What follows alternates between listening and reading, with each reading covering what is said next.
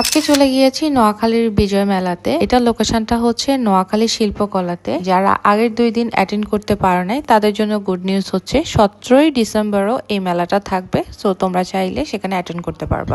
যারা বিজয় মেলার রিলেটেড আগের ভিডিওটা দেখোনি পার্ট 1 সেটা চাইলে দেখে আসতে পারো। তো আমরা চলে গিয়েছি বৌমনি কেক হাউস এই স্টলটাতে, আর সেখানে বিভিন্ন ফ্লেভারের কেক ছিল। তো আমি ওদেরকে জিজ্ঞেস করছিলাম আর কি কোনটা ট্রাই করব।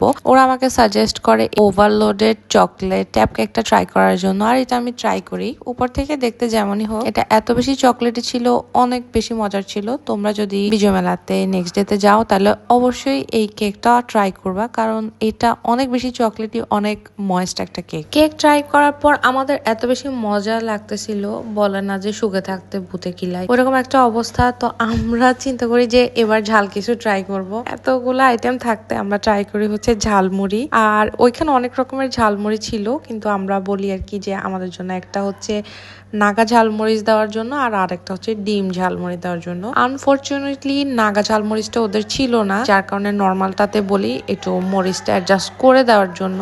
আর এত ঝাল ছিল, মানে ঝালের ইয়াতে মানে থাকা যাচ্ছে না, এত বেশি ঝাল লাগতেছিল। টেস্ট ভালো বাট ঝালও অনেক। একটু আগে ওভারলোডেড যে টাপ কেকটা ট্রাই করেছি, ওটার প্রাইস হচ্ছে মাত্র 100 টাকা।